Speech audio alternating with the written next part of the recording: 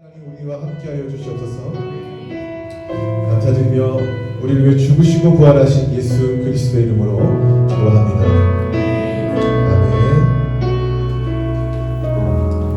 아멘. 여러분 반갑습니다.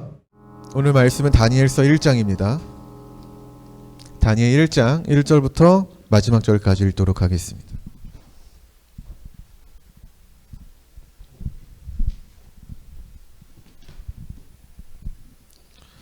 다니엘서 1장 1절부터 마지막 절인데 아마 앞에 있을 것 같아요. 그죠? 앞에 있어요? 네. 보입니까? 안 보시는 분들은 성경 보시면 되고요. 일단 복음 안의 세계에 오신 것 매우 환영합니다. 네, 저희 교회예요. 저희 교회. 이렇게 많은 청년들이 온 적이 없는 교회인데 기쁩니다. 제가 아침마다 출근하면은 주님 우리 교회 100명의 청년을 보내주세요 이렇게 기도를 하거든요. 여러분들만 오시면은 거의 4분의 1은 응답되는 것 같습니다. 우리 말씀 한번 볼까요? 다니엘서 1장 1절부터 21절인데 제가 한 절 읽고 여러분이 한 절 읽고 그렇게 읽도록 하겠습니다. 뒤에는 문을 좀 닫아주셔야 돼요. 유다 왕 여호야김이 다스린 지 3년이 되는 해에 바벨론 왕 느부갓네살이 예루살렘에 이르러 성을 에워쌌더니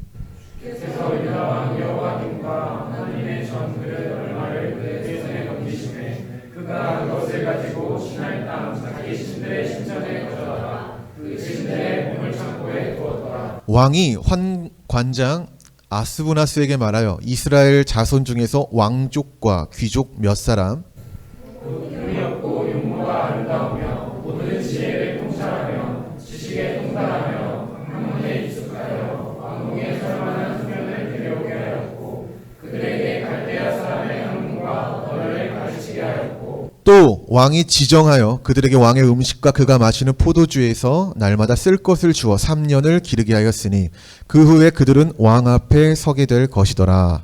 그들 가운데는 유다 자손 곧 다니엘과 하나냐와 미사엘과 아사야가 있었더니 환관장이 그들의 이름을 고쳐 다니엘은 벨드사살이라 하고 하나나는 사드락이라 하고 미사엘은 메삭이라 하고 아사랴는 아벳느고라 하였더라.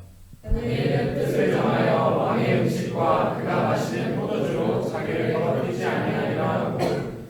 더럽히지 아니하도록 환관장에게 구하니 하나님이 다니엘로 하여금 환관장에게 은혜와 긍휼을 얻게 하신지라. 환관장이 다니엘에게 이르되 내가 나의 주 왕을 두려워하노라. 그가 너희 먹을 것과 너희 마실 것을 지정하셨거늘 너희 얼굴이 초췌하여 같은 또래의 소년들만 못한 것을 그가 보게 할 것이 무엇이냐. 그렇게 되면 너희 때문에 내 머리가 왕 앞에서 위태롭게 되리라 하니라. 환관장이 다니엘과 하나냐와 미사엘과 아사랴를 감독하게 한 자에게 다니엘이 말하되 청하오니 당신의 종들을 열흘 동안 시험하여 지식을 주어 먹게 하고 물을 주어 마시게 하는데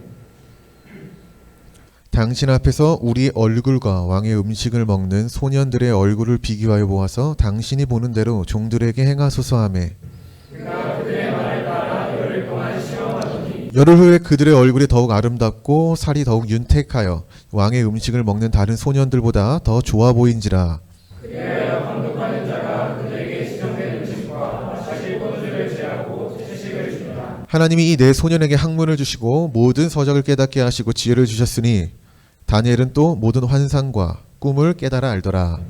왕이 말한 대로 그들을 불러들일 태양이 찼으므로 환관장이 그들을 느부갓네살 앞으로 데리고 가니 왕이 그들과 말하여 보매 무리 중에 다니엘과 하나냐와 미사엘과 아사랴와 같은 자가 없으므로 그들을 왕 앞에 서게 하고 왕이 그들에게 모든 일을 묻는 중에 그 지혜와 총명이 온 나라 박수와 술객보다 10배나 나은 줄을 알자. 우리 함께 읽을게요. 다니엘은 고레스 왕 원년까지 있으리라. 아멘. 어색하지만 옆 사람과 인사하도록 하겠습니다. 반갑습니다. 자, 여러분 소독은 하셨나요? 손 소독하셨습니까? 네. 다 했어요 소독? 네, 반응 부탁드리고요.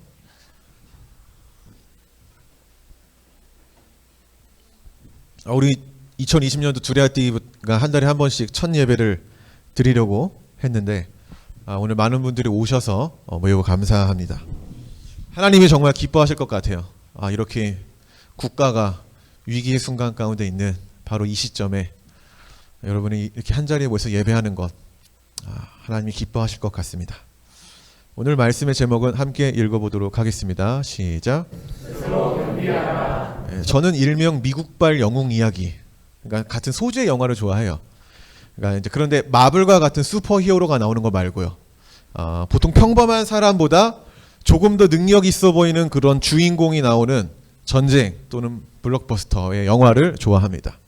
이런 영화에는 제가 좋아하는 코드가 있어요. 그럼 이게 뭔지 한번 설명해 드릴게요. 평범한 사람 한 명 있습니다. 사람 한 명 있어요. 그 사람이 살아가는 세상 그 주위에 큰 위기가 닥칩니다. 어느 누구도 해결하지 못하는 이때 카메라는 몇몇의 사람에게 집중 조명을 합니다. 그러다 그들은 한 가지 목적을 가지고 함께 하게 돼요. 그러다가 근데 이 미션을 수행하는 과정에서 작은 마찰이나 이 갈등의 위기는 겪지만 그들은 그것을 결국 잘 지혜롭게 극복해냅니다. 그리고 결국 상황을 역전시킬 수 있는 방법을 찾고요. 모든 총력을 기울여 그걸 해내요. 그렇게 영화는 해피엔딩으로 끝이 납니다. 제가 최근에 본 영화 중에 백두산이라는 영화에 들어있던 코드예요. 제가 이런 영화를 선호하는 것은 위기의 상황을 역전시킨 이 사람들은 본래 그냥 평범한 사람들인데 어떤 상황이 계기가 되어서 각성이 돼요. 그러니까 뭔가를 자각한다는 거죠. 그러니까 이 안에 성장물이 있다라는 거예요. 그러니까 소수의 주인공들은 불가능해 보이는 이 상황, 그러니까 또는 불가능하다고 거듭 말리는 다수의 조연과 엑스트라들을 물리치고 결국 그것을 가능으로 이끌어낸다는 겁니다.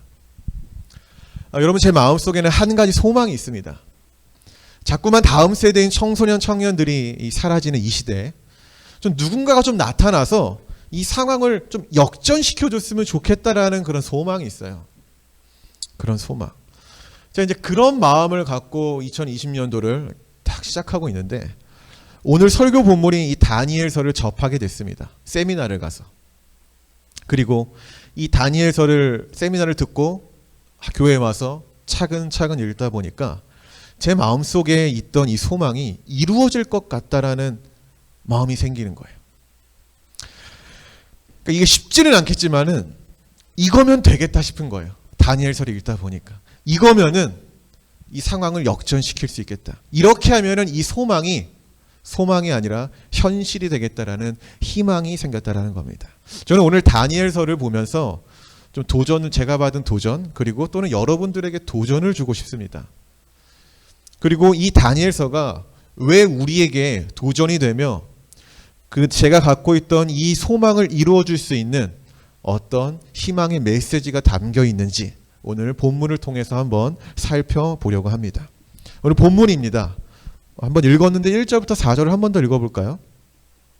1절부터 4절입니다. 여러분 읽어주세요. 시작.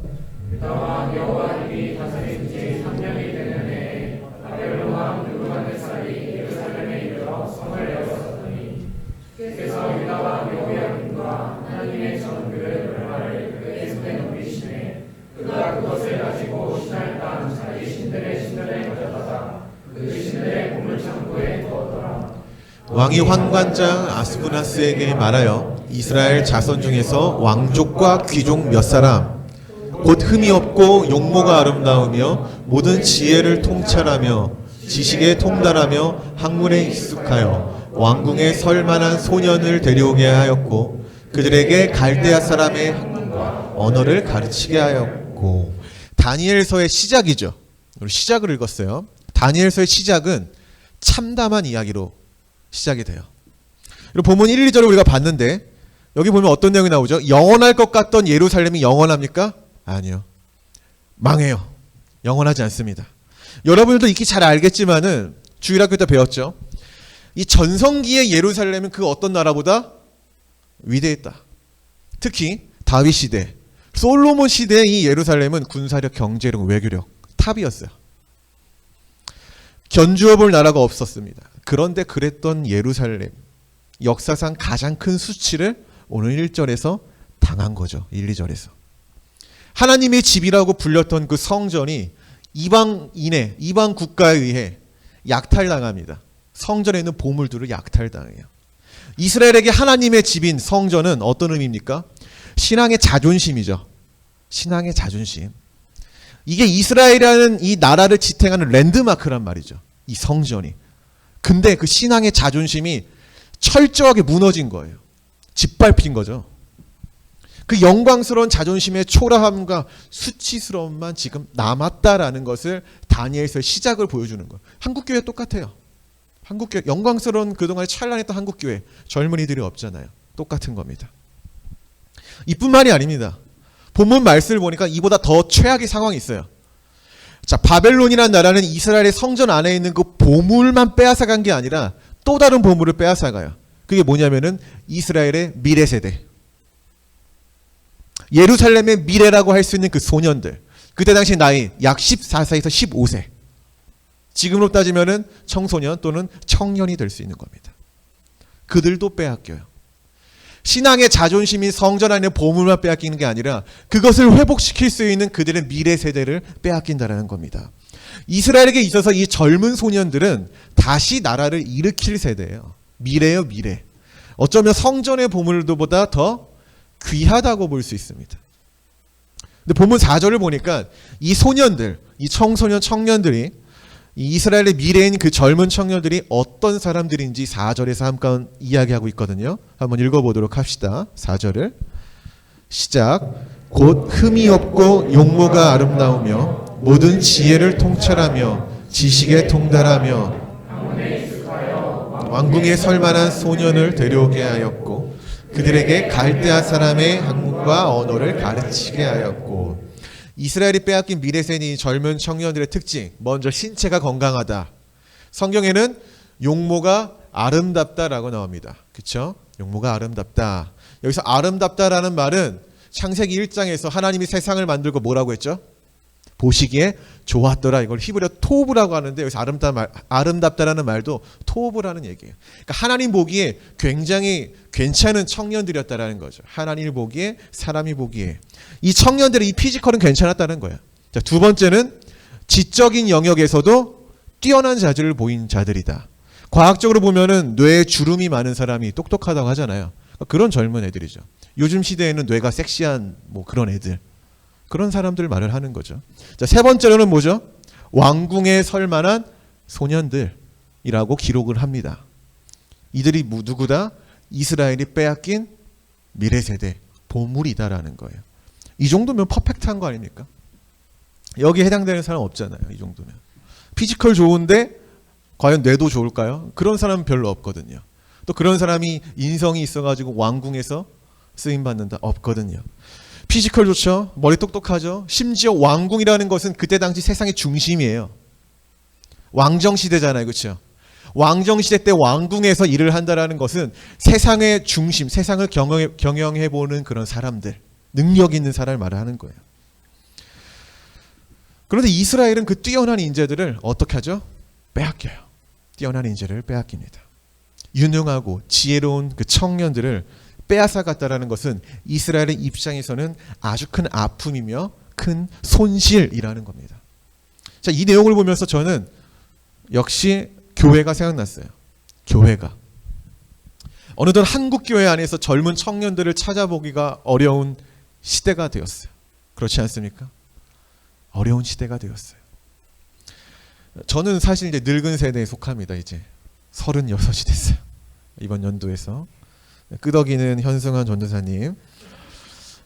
근데 제가 경험한 과거의 기준에서 교회는 이런 집단이었어요. 진짜 유능한 사람들이 모인 집단이었어요. 교회는 제가 경험한 과거에 뭐 운동 잘하는 사람, 뭐 공부 잘하는 사람, 뛰어난 기술자, 음악가, 요리, 뭐 각 분야에 탁월한 사람들이 있는 곳이 교회였어요. 더 놀라운 거는 각 분야에서 탁월한 사람들이 교회에서 하나님 나라를 위해서 복음을 위해서 무언가를 한다고 하면은 자기를 제껴두고 교회로 온단 말이죠. 제가 어린 시절에 봤던 교회는 그런 교회였어요. 놀랐어요. 정말 놀랐습니다. 자기 시간을 빼어서 하나님 나라를 위해 살아가는 그런 사람들. 하나님 나라의 복음을 위해라면은 이 개인적인 일이 있더라도 다 빼어 주님 나라를 위해 헌신하는 또 희생하는. 근데 그게 막 고통스러워 보이고 되게 싫어서 강제로 하는 게 아니라 그들의 하는 모습을 보면은 너무나 기뻐 보였다라는 거예요. 너무나 기뻐 보였다라는 거죠. 어린 시절의 저의 시각에서 그분들이 보여준 헌신과 희생은 고통이 아니었어요. 마지못해서 하는 게 아니었어요. 정말 기뻐 보였어요. 그런데 그렇게 주를 위해 헌신하겠다던, 그러니까 상황 여건 가리지 않고 하나님의 길을 가던 그 청년들이 지금 시대에는 적어도 제 기준에서는 점점 사라지고 있어요. 통계적으로도 점점 사라지고 있어요. 여러분 주변에서도 점점 사라지고 있다는 걸 체감할 거예요.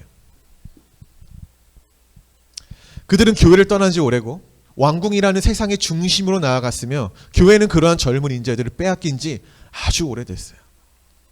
심지어 저는 이제 신학교를 나왔는데 신학교는 공부 못하는 고3의 도피처로 나락한 지 오래예요. 너무나 안타까운 일입니다.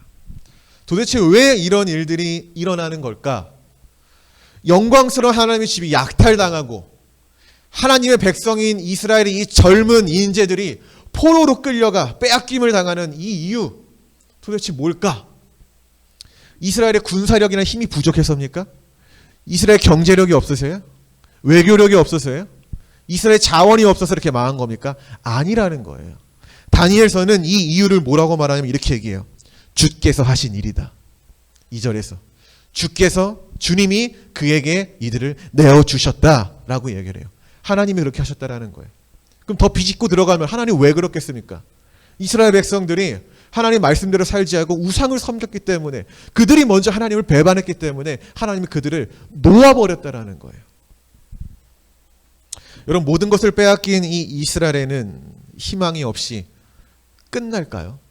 참담함으로 시작한 이 다니엘서는 끝나는 걸까 이대로? 다음 세대가 사라진 한국교회 이 땅에는 이제 복음이 끝난 걸까요? 다니엘서의 시작은요 매우 참담하게 시작해요. 이렇게 우울하게 시작한단 말이죠. 그런데 그것은 시작에 불과할 뿐 참담한 상황을 역전시킬 수 있는 방법이 이 다니엘서에 차근차근 기록되어 있다는 거예요. 그것이 무엇인지 하나님 지금 이 시대를 살아가는 우리에게 저는 분명히 말씀하고 있다고 생각합니다. 자, 그렇다면 그 방법이 무엇일지를 한번 보도록 하겠습니다. 8절부터 13절입니다.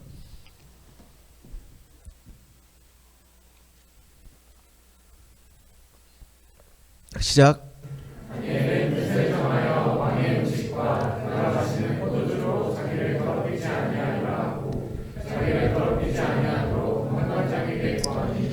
하나님이 다니엘로 하여금 환관장에게 은혜와 긍휼을 얻게 하신지라. 환관장이 다니엘에게 이르되 내가 내 주 왕을 두려워하노라. 그가 너희 먹을 것과 너희 마실 것을 지정하셨거늘 너희의 얼굴에 초췌하여 같은 또래의 소년들만 못한 것을 그가 보게 할 것이 무엇이냐. 그렇게 되면 너희 때문에 내 머리가 왕 앞에서 위태롭게 되리라 하니라.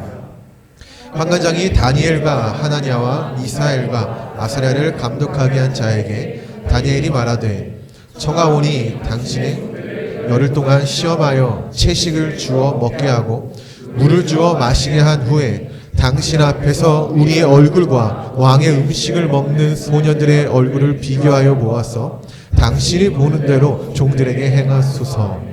아멘. 이스라엘을 굴복시킨 이 바벨론은 많은 사람들을 지금 청소년들을 포로로 끌고 갔습니다. 자, 그런데 바벨론은 포로로 잡아온 이 청년들을 노예로 사용하지 않아요.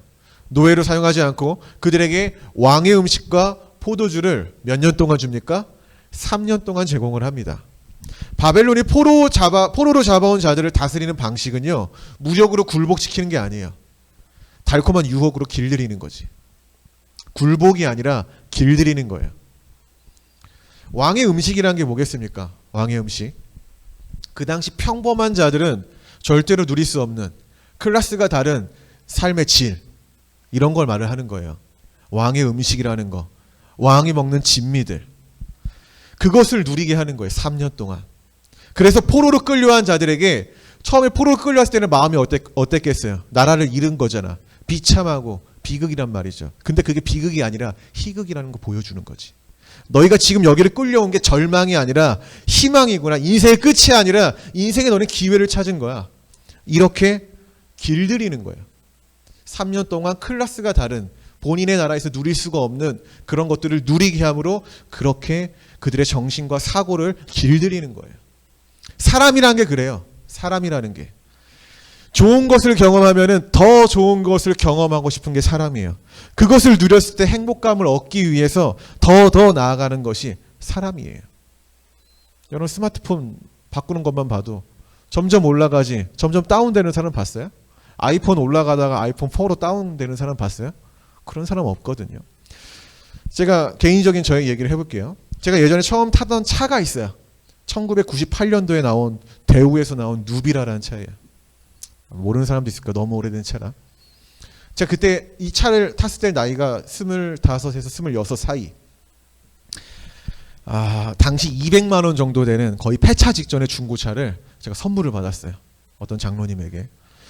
그때 저의 기분이 어땠을까요? 엄청났죠. 그거 타고 막 양평 가고 막 놀러 다니고 막 그랬어요. 너무 좋아가지고. 너무 행복하더라고요.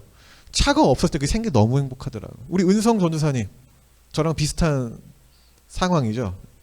엄청 좋죠. 그래서 차가 있으니까 좋습니다. 그런데 결국 얼마 지나지 않아서 뒤에 이 쇼바가 팍 올라와가지고 폐차했어요. 쇼바라는 게 뭐냐면은 있습니다. 그런 게 완전 망가져가지고. 근데 이제 얼마 또 지나지 않아서 두 번째 차를 제가 구입하게 됐습니다. 두 번째 차는 누비라는 1.6인가 그렇거든요. 1.5인가 1.6인데 두 번째 차는 소나타 2.0. 여러분 차 타시는 분들은 알겠지만 1.6과 2.0은 클래스가 달라요. 승차감이 다르다고. 그리고 옵션도 달라요. 그전에는 열선이 없었는데 그 차에 열선이 있었어. 너무 좋은 거야. 너무 행복했죠. 같은 중고차여도요. 급이 다릅니다. 정말로. 이때 저의 기분 장난 아니었죠. 저는 그때 너무 기뻐가지고 제가 사역하던 목사님 찾아가가지고 차 안에서 기도해달라고. 차 안에서 기도해줬어요. 그 목사님이. 그러니까 하나님께 감사하다고 기도하고 제가 그때 난리가 났어요. 이때가 제가 그래도 두레아띠 사역을 초창기 때 시작할 때였어요. 그 차를 타고 제가 두레아띠 사역을 시작을 했죠. 교회들을 찾아다니면서 우리 성도 좀 보내달라고. 성도가 아니라 청소년들을 보내달라고. 근데 이제 지금은요. 제가 지금은 그때들보다 더 좋은 차를 타요. 더. 물론 세상적인 기준이 아니라 그때의 기준에서 더 좋은 차를 타요. 더. 근데 이제 만약에 제가 다시 지금 차는 이제 차가 K5거든요. 작년 모델. 그거 좋잖아요. 근데 제가 이것을 버리고 다시 1998년식 누베라를 타라고 한다면 여러분 제 마음이 어떨까요? 전 뭐 굉장히 우울하겠죠. 여러분 점점 더 좋은 것을 경험하다가 갑자기 급이 확 낮아지면은요 사람의 행복감은 어떻게 되는지 아세요? 그만큼 다운되는 거예요. 그만큼 다운돼요. 바벨론이 포로들을 관리하는 방식이 이랬다라는 거예요. 더 좋은 것을 그동안 경험하지 못한 클래스가 다른 그 삶의 질을 계속 부여함으로 그들의 과거를 멀어지게 만드는 거죠. 그들의 조국인 이스라엘을 멀어지게 만드는 거예요. 포로로 이끌려온 것이 아니라 여기가 천국이구나. 여기가 바로 천국이구나. 그런데 이 부분에서 아주 중요한 점은 뭐죠? 다니엘과 세 친구는 그것을 어떻게 합니까? 거부했다라는 거예요. 이게 오늘 본문의 포인트죠. 거부했다는 겁니다. 바벨론이 제공하는 왕의 음식과 포도주를 거부했다라는 것은 뭐죠? 바벨론이 우리를 그렇게 길들이는 것을 거부했다라는 거죠. 우리가 그것을 잊게 만드는 것을 거부했다라는 거죠. 바벨론의 노예가 되는 것을 거부한 거예요. 왕의 음식과 포도주는 풍요로움과 기름진 것을 뜻하는데 그것의 길들여짐을 거부했다라는 거예요. 근데 안타까운 건 뭐냐면 고작 4명만이 거절했다는 거예요. 고작. 전 이 부분이 좀 안타깝더라고요. 여러분 이스라엘에서 바벨론으로 포로로 잡혀온 청년들이 고작 이 4명뿐이었을까요? 하나님 믿는 청년들이 고작 4명뿐이었을까요? 아니잖아요. 엄청 많이 끌렸단 말이죠. 심지어 10절에도 나와요. 같은 또래 청년들이 있었다라는 것을 그들과 비교해서 너네가 떨어지면 어떡하냐 이렇게 걱정하는 내용이 나와요. 이들뿐만 아니라 이 4명뿐만 아니라 더 많았다라는 거예요. 더. 근데 하나님을 믿는 수많은 청년들 중에 고작 4명만 그리고 그 4명을 제외한 모든 청년들, 청소년들은 바벨론이라는 세상이 주는 이 달콤함을 받아들였고 수용했다라는 거죠. 그것에 길들여지기 시작했다라는 거예요. 4명을 제외한 모든 사람들이. 제가 정확히 몇 명이 왔는지 찾아보진 않았는데 많이 왔을 겁니다. 1차 포로 때. 지금 기독 청년들이, 기독 청소년들이 그렇다라는 거예요. 거룩하게 살아가겠다고 세상의 달콤함을 포기하는 자들이요, 드물어요. 정말 드물어요. 여러분 교회도 알잖아요. 드물다니까요. 교회에 나오는 것과 거룩한 삶으로 결단하며 살아가는 것은 전혀 다른 것을 여러분 이제 알잖아요. 유흥과 쾌락을 즐기면서 기독 청년으로 살아가는 자들이 많아요. 그래도 된다라고 생각을 하기 때문에 그것을 거부하고 끊어내지를 못한다라는 거죠. 여기 이 자리에도 있을 거예요. 사회생활의 일부라고 생각하는 거죠. 아, 이게 그냥 사회야 이러면서. 하나님도 이해하실 거예요. 그런데 이런 환경과 상황에서 다니엘서가 보여주는 내용은 이런 우울함이 아니에요. 어떤 내용이냐면은 많은 청년들이 바벨론의 달콤함에 길들여져 있으며 그것을 선택하지만은 그래도 하나님 입장에서 그것을 거부하는 소수 몇 명? 4명이면 충분하다. 4명이면 이 상황을 역전시킬 수 있다라는 거예요. 이게 오늘 본문의 아주 중요한 메시지예요. 하나님 앞에서 뜻을 정하여 세상의 달콤함을 포기하는 젊은 청년, 젊은 청소년 4명이면은 하나님의 하나님 되심을 나타내는데 충분하다는 거예요. 이게 다니엘서의 핵심이에요.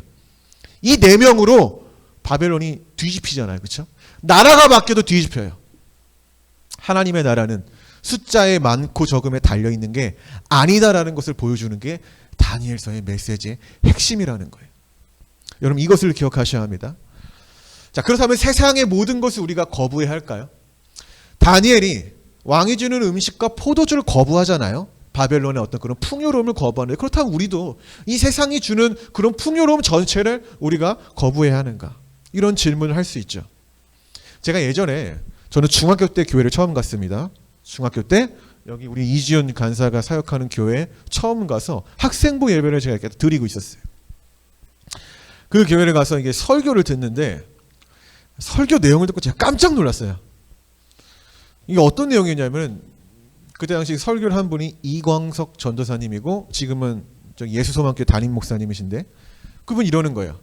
TV를 보지 마. 이렇게 설교하는 거. 우리 애들한테 처음 간 나한테 TV를 보지 말라는 거예요. TV를 보면은 세상의 정신을 빼앗겨 그리스도인으로 살아가기가 어려우니까 아예 그것을 보지 말라는 거예요. 저는 처음에 이걸 듣고 깜짝 놀랐어요. 맨날 보는데 전 지금도 보거든요. 최근에 사랑의 불시착을 보고 너무 재밌어가지고 계속 볼까 말까 고민하고 있었는데 이분의 말에 따르면은 저는 뭐 목사가 아닌 거죠. 여러분 이처럼 우리는 세상의 모든 걸 끊어버려야 할까요? 물론 그분의 의도는 알죠. 너무 그것에 정신 팔리니까 끊으라는 얘기예요. 제가 좀 과하게 한 겁니다. 볼 것 같아가지고. 여러분 오늘 본문인 성경은 그런 가르침을 주는 걸까요? 그게 아니라는 거죠. 이런 무릎에 다니엘서는 이렇게 답변합니다. 12절과 17절을 한번 읽어봅시다. 자, 12절 시작.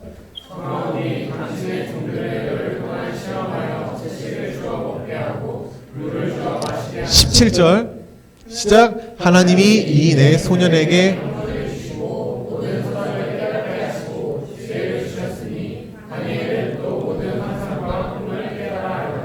자, 4명의 젊은 청년들은 왕의 음식과 포도주는 거부해요. 근데 뭘 수용합니까? 다시 12절 뭘 수용하죠? 음식과 포도주는 거부하는데 수용하는 게 있어요. 그게 뭐죠? 채식과 물. 그럼 이거는 이스라엘에서 갖고 온 걸까요? 아니지.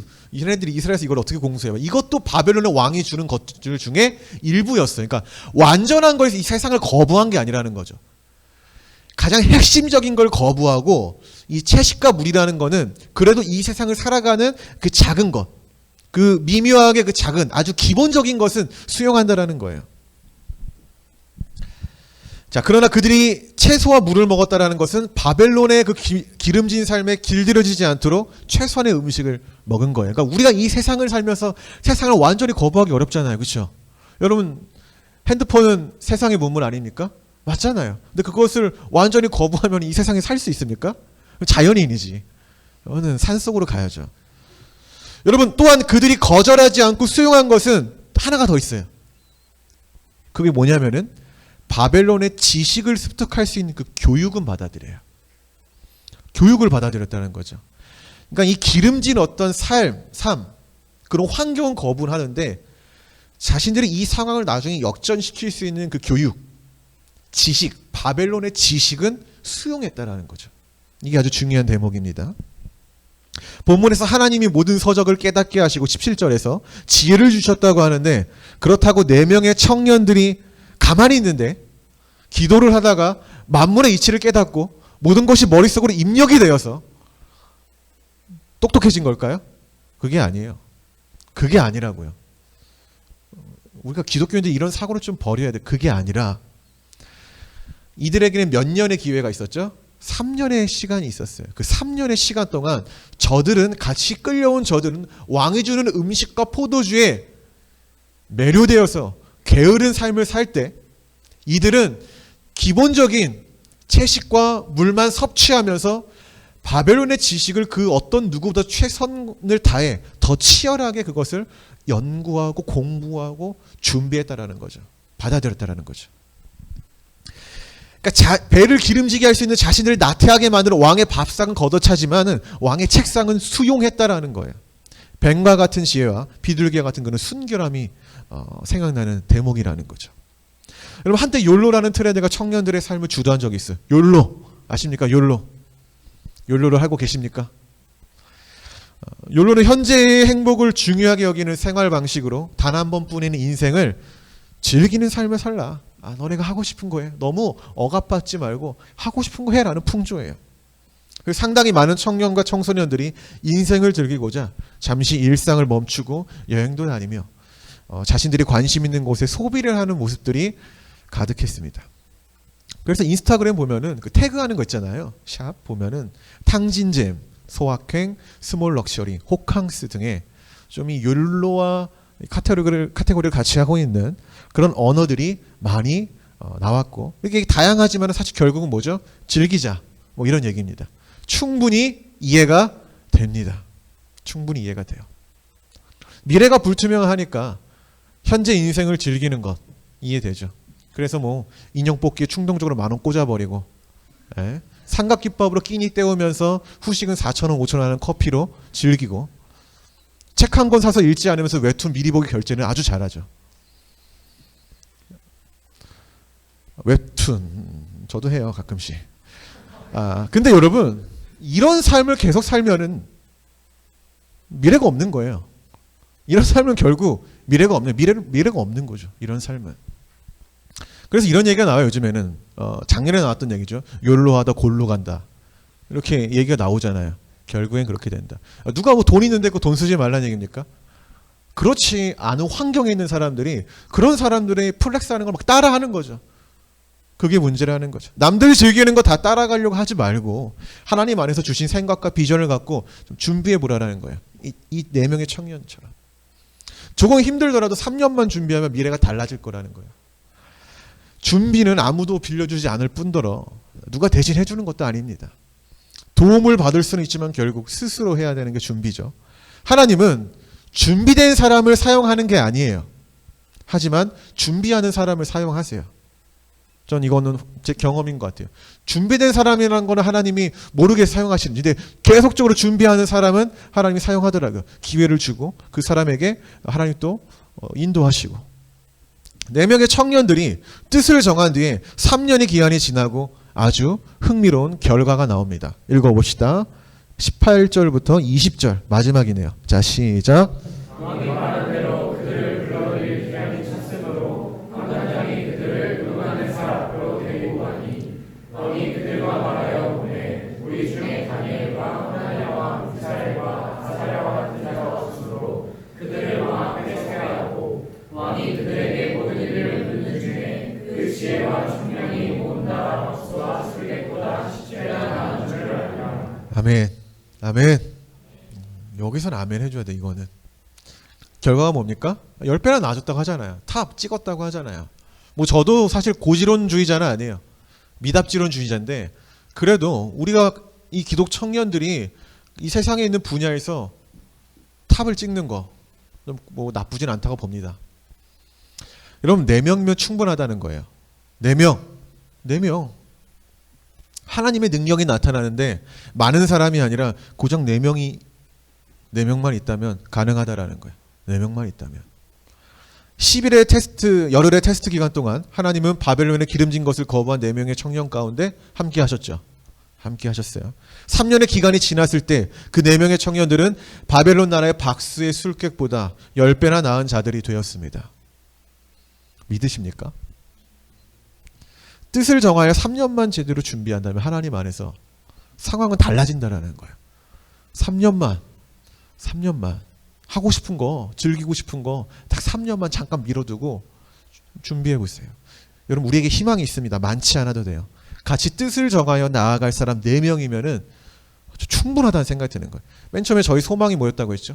누군가가 나타나가지고 이 한국 세대의 죽어가는 이 다음 세대의 이 상황을 확 역전시켜버리면 좋겠다라는 그런 소망이 있었는데 다니엘서를 보고 나니까 가능하겠구나라고 바뀌었다는 거예요. 처음에는 어려워. 비판만 했단 말이죠. 어려워. 힘들어. 지금 애들 교회랑 너무 멀어졌어. 그리고 한국 교회가 너무 타락했어. 어려워. 처음에 이렇게 비판만 했는데 다니엘서를 읽고 나니까 바뀌었다라고요. 비판으로 끝나는 게 아니라 주님 앞에 뜻을 정하여 그렇게 살아가기로 다짐하는 자 어른도 아니고 4명이면 충분하겠구나. 그 정도면 하나님이 누구인지를 확실하게 보여줄 수 있겠구나. 이곳에는 그 4명보다 많잖아요. 오늘 걱정했어요. 취소해야 되나? 저도 취소해야 되나 걱정했어요. 여러분 이곳에는 하나님을 사모하는 자 4명보다 많잖아요. 4명보다 많잖아요. 다니엘서의 시작은 참담하고 수치스러울지 몰라도 마지막은 이렇게 안 끝나요. 수치스럽게 끝나지 않아요. 다니엘서를 끝까지 읽어보면 수치의 시작은 영광의 끝으로 마무리가 됩니다. 여러분 우리도 뜻을 정하여 준비해야 된다는 거예요. 뜻을 정하여. 그러나 혼자는 안 된다는 거죠. 하지만 4명 정도의 공동체라면 가능하다라는 거예요. 그렇다면 어떤 뜻을 정해야 할까요?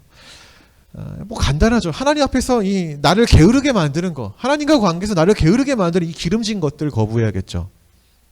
이것은 너무나도 당연한 겁니다. 그렇다면 여러분 무엇을 거부하겠습니까? 여러분 스스로가 잘 알겠죠. 내가 하나님과의 관계에 있어서 나를 기름지게 해서 과거에 만났던 그 하나님과 점점 멀어지게 만드는 그것, 세상의 기름진 것들. 오늘 그것을 거부하는 결단이 여러분에게 있기를 소망합니다. 자, 그렇다고 세상을 손절하라는 이야기가 아니라는 거예요. 그건 기독교가 아니에요. 기독교가 아닙니다.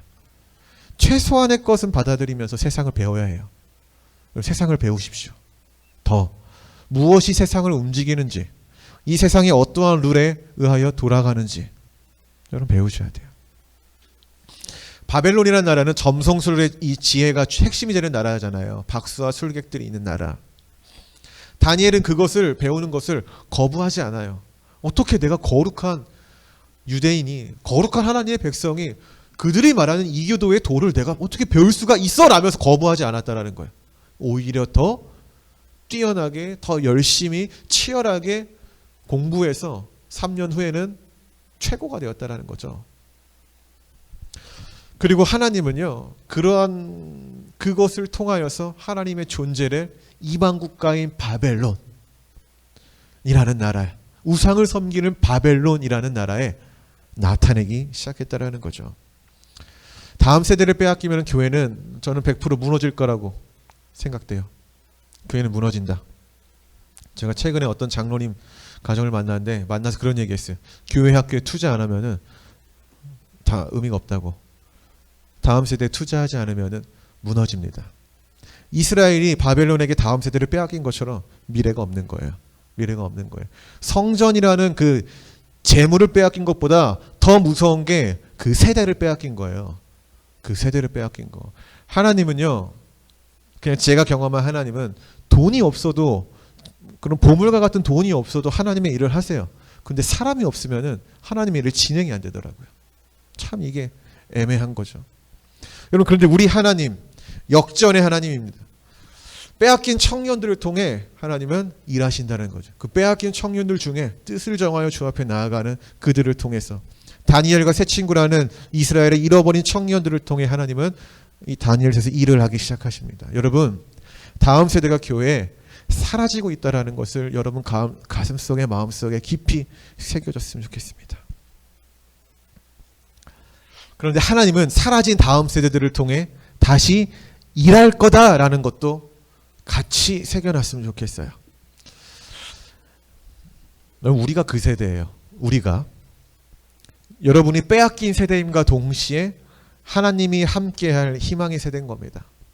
그만큼 여러분 정말 대단한 겁니다. 무너진 교회를 일으킬 세대고요. 하나님 나라의 미래가 바로 우리라는 거예요. 저 포함해서 우리. 그러니 여러분 거룩하십시오. 기도하십니까? 날마다 기도해야 돼요. 날마다. 조건인 거예요. 다니엘 뭐 계속 기도하잖아. 그렇죠? 다니엘과 되고 싶지만 다니엘처럼 행하지 않는 우리. 그것을 지적하는 거죠. 그래서 한 달에 한 번이지만은 이런 시간을 마련한 거예요. 이런 시간을. 어떻게든 그 시간을 사수해서 하나님과 함께 하셔야 합니다. 여러분 결단하시길 바랍니다. 네. 누구보다도 세상의 지식을 탐하는 자가 되셔야 합니다. 배우고 알아가는 과정을 거부하는 게으른 세대가 되지 마세요. 그런 게으른 사람 되지 마세요. 배우는 것 누구보다도 즐겨 하십시오. 누구보다도 치열하게 하십시오. 모르는 것 부끄러운 게 아니에요. 배우려고 하지 않는 것 그게 부끄러운 거죠. 더 힘을 내셔야 합니다. 그렇다면 어떻게 해야 힘을 낼 수 있을까요? 기름진 음식과 풍요로운 환경이 여러분에게 힘을 줍니까? 아니요. 하나님과 교제입니다. 하나님이 주시는 교제를 통해서 힘을 얻어야 되고 그 힘으로 말미암아 더 배우십시오. 비전을 향해 더 나아가셔야 됩니다. 마지막 메시지를 전하고 기도하겠습니다. 여러분 누군가의 희생과 헌신이 미래 세대를 만듭니다. 한번 따라해 볼까요? 시작. 누군가의 희생과 헌신이 미래 세대를 만든다. 시작. 누군가의 희생과 헌신이 미래 세대를 만든다. 오늘 제가 장례식장을 다녀왔습니다. 아침에. 친구의 아버지며 안수 집사로 수십 년 그리고 청소년부 부장 선생님으로 수십 년을 헌신했던 분의 장례식을 다녀왔습니다. 학생부의 담당 교육자는 바뀌어도 이분은 부장 선생님이라는 자리를 지켜내어 많은 세대의 청소년들과 함께 하셨습니다. 이분의 이름은 한종주 집사님입니다. 이분은 든든한 후원자요. 나무와 같은 분이었어요. 어린 시절에 제가 봤을 때 학생들과 관련된 일이라면은 그 자리에 빠진 거 제가 본 적이 없어요. 수련회 뭐 저희 때는 이제 뭐 문학의 밤 이런 거 있었거든요. 그러니까 발표회 같은 건데 연습할 때 항상 오셔가지고 자기의 주머니를 털어서 이렇게 섬기셨던 분입니다. 학생들만 섬기지 않았어요. 항상 부서에는 교사들 있잖아요. 항상 그 교사를 섬겼던 분이에요. 우리가 배고플 때 밥 사주고 우리가 수련회 갈 수 있도록 후원해주고 우리가 뭐 특송이나 뭐 문학의 밤이나 이런 것 막 할 때 옆에서 맛있는 거 주면서 격려해주고 이런 분이었어요. 그러니까 막 가르치는 분이 아니라 그냥 그렇게 헌신해줬던 분이었어요. 헌신해줬던 분. 그분의 섬김을 받은 청소년들이 수백 명은 좋게 넘을 거라고 생각이 돼요. 수백 명은. 그분은 청소년들뿐만 아니라 아까 말한 것처럼 교사들에게도 위로와 격려를 아끼지 않으셨습니다. 그렇게 하나님 나라를 위해 이 땅에서 헌신하셨던 분이 며칠 전에 주님 곁으로 가셔서 제가 오늘 다녀왔습니다. 저는 한종주 집사님의 희생으로 거듭난 청소년들 중 하나예요. 그리고 지금은 청소년 캠프 단체를 세워 섬기는 그리고 또 복음하는 세계 개척교회 목사가 되었습니다. 살아계실 때 한번 보고 싶어서 응급실에 가려고 했는데 못 가봤어요. 네. 적어도 한종주 집사님에게는 제가 다음 세대였던 거예요. 제가. 여러분 그분의 삶이 어땠던 간에 하나님은 그분의 희생과 헌신을 받으셨습니다. 왜요? 제가 목회자가 됐으니까. 제가 이 교회를 세운 거는 적어도 그분이 교회를 세운 거거든요. 그분이 정현민이라는 교회를 세우셨기 때문에 제가 이 교회를 세운 겁니다. 여러분 장례식장을 다녀오면서 이런 생각이 들었습니다. 희생과 헌신이 없는 미래는 없다. 누군가의 희생이 또 다른 누군가를 살리는 거다. 여러분 희생하지 않고는 사람을 살릴 수가 없습니다. 내가 나의 것을 드리지 않고는 어떤 생명을 살릴 수가 없어요. 내가 손을 내밀지 않고는 그 사람이 내 손을 잡을 수 없는 것처럼 말이죠. 그런데 이 땅의 성도들은, 이 땅의 많은 청년들은 그 희생이라는 아주 이 고귀한 가치를 잃어버렸어요. 그 희생이 얼마나 귀한 건지, 예수의 사랑은 받아들이면서 예수의 희생은 이해하지 않으려고 해요. 예수의 사랑은 너무나 좋은데 예수의 희생을 실천하지 않으려고 해요. 예수의 희생이 없다면 예수의 사랑이 존재했습니까? 그 말이 안 되는 거예요. 똑같아요. 예수의 사랑이 없으면 희생도 존재하지 않는 거예요. 근데 우리는 한 부분만 너무나 이기적으로 신앙생활을 하려고 한다라는 거죠. 받으려고 하는 거, 누리려고 하는 거, 즐기려고 하는 거. 하나님 나 힘들어요. 너무 힘들어요. 이렇게 얘기하면서 세상에 안 힘든 사람이 없으니까. 어디 있어요? 다 힘들어요. 다. 여러분이 적어도 두레아띠라는 이 캠프의 스텝을 지원한 거는 그냥 이걸 하나 이벤트로 여름에 어떤 행사를 가려고 하는 게 아니에요. 우리의 마음 가운데는 한 가지 문구가 있어야 돼요. 나의 희생으로 또 다른 한 명을 살린다라는 거. 이게 우리 안에 이런 결단이 없다라면 이 두레아띠 캠프가 어떻게 능력 있는 캠프가 되겠습니까? 하나님 도대체 뭘 통해 역사하시는 걸까요? 뭘 통해 역사하시겠습니까? 하나님이. 우리가 먼저 여러분한테 재정을 내라고 했습니까? 아니요, 필요 없어요. 재정 필요 없어요. 주님이 채우시겠죠. 그렇게 왔거든. 근데 여러분들이 요구하는 게 있어요. 제가. 그건 뭐냐면은 희생하셔야 돼요. 희생. 이 희생은 육신적인 희생뿐만 아니라 영적인 희생도 필요해요. 기도하셔야 돼요. 끊임없이 내가 준비하는 사람이 돼야 돼요. 끊임없이. 근데 그걸 하지 않고 우리가 아이들에게 나아가는 거, 여러분 그러면 안 됩니다. 여러분 희생합시다. 아멘. 하나님 나라를 위해서 희생합시다. 여러분 그거 고귀한 거예요. 이게 세상과 아주 극명하게 나눌 수 있는 고유한 가치예요. 하나님 나라를 위해 헌신합시다. 여러분 각자 교회가 있죠? 교회에서 헌신하십시오. 하나님 나라를 위해서 희생하세요. 그리고 여름에는 두레아띠 와서 희생하세요. 제가 이 얘기 왜 하는 줄 아세요? 희생해 본 적이 없는 사람이 두레아띠에 오죠? 분란을 일으켜요. 희생과 헌신의 가치와 경험을 해보지 않은 사람들이 이 캠프에 오죠? 자꾸 받으려고만 해요. 뭔가 이 대우 받으려고 해요. 거기에 대해서 만족하지 못하니까 나가서 안 좋은 소리 하고 다니는 거예요. 여러분, 우리 대우 받으려고 여기 온 거 아니에요. 우리 여기서 뭔가 서비스를 누리려고 온 게 아니라는 거죠. 우리는 누군가를 살리려고 온 거예요. 그러면 힘들어요. 그러면 우리는 준비해야 돼요. 영적인 근력을 지금부터 준비해야 되고, 어떠한 상황이 왔을 때 내가 그 사람을 살릴 수 있는 준비하셔야 돼요. 그래서 이 예배를 준비하는 거야. 저는 예배 드리는 게 좋으니까. 할렐루야. 기도합시다.